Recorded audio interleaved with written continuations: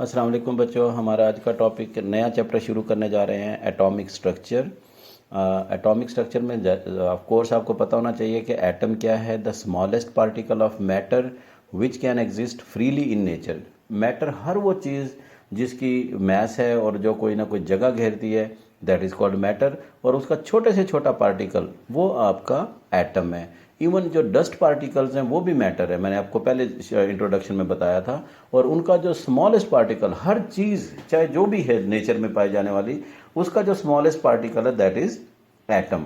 तो जब एटम के स्ट्रक्चर को स्टडी किया गया, ये बड़ी लंबी चौड़ी डिस्कवरीज थी, एक दो दिन में नहीं हुआ ये सब कुछ, बल्कि it took hundreds of years कि इसको क्या स्टडी कैसे किया गया, इसमें क्या क्या चीज़ें देखी गई, कब कब देखी गई, ये बड़ा लंबा टाइम लगा। फाइनली इस कंक्लूजन पे पहुंचे कि हर एटम के सेंटर में एक न्यूक्लियस है।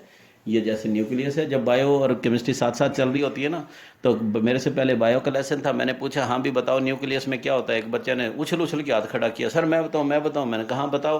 कहता सर न्यूक्लियस में क्रोमोसोम्स होते हैं। क्रोमोसोम्स वो न्यूक्लियस सेल का न्यूक्लियस है, ये एटम का न्यूक्लियस है।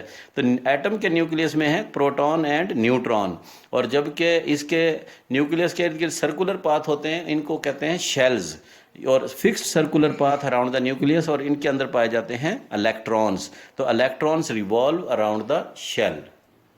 अच्छा, इसके बाद जो अभी अभी बात की हमने प्रोटॉन, इलेक्ट्रॉन और न्यूट्रॉन की, तो इनको कहते हैं सब एटॉमिक पार्टिकल्स, यानी एक एटम के अंदर पाए जाने वाले पार्टिकल। ये इनके बारे में एक इन्फॉर्मेशन टेबुलेटेड फॉर्म में दी जाती है कि प्रोटॉन है, इसका सिंबल कैसे है। तो सिंबल आपने कैपिटल नहीं लिखना तीनों का, capital P, capital E, capital N नहीं लिखना, बल्कि स्मॉल पी है प्रोटॉन का, स्मॉल ई है इलेक्ट्रॉन का, और स्मॉल एन है न्यूट्रॉन का। इनकी रिलेटिव मैसेज आपस में कंपेयर करें तो प्रोटॉन और न्यूट्रॉन के मैस इक्वल है दोनों, और जो इलेक्ट्रॉन है वो 1840 टाइम्स लाइटर है देन प्रोटॉन एंड न्यूट्रॉन। और प्रोटॉन का चार्ज पॉजिटिव, इलेक्ट्रॉन का नेगेटिव, और न्यूट्रॉन एक न्यूट्रल पार्टिकल है, इसकी कोई चार्ज नहीं होता। ये ज़रा कंपैरिजन आपने इनका करना है। इसके बाद आप पीरियोडिक टेबल जब देखेंगे, चूँकि अब हम एटॉमिक स्ट्रक्चर में जा रहे हैं, हमने इलेक्ट्रॉनिक कन्फिग्रेशंस करनी है, तो जब हम जाते हैं पीरियोडिक टेबल में, हर एक एलिमेंट के एक नंबर नीचे होता है, एक नंबर ऊपर होता है। तो ये नंबर क्या है, इनके बारे में मैं बता रहा हूँ कि ये छोटे वाला नंबर होता है, इसको नंबर ऑफ प्रोटॉन्स कहते हैं। इसको जो टर्म दी जाती है वो है एटॉमिक नंबर।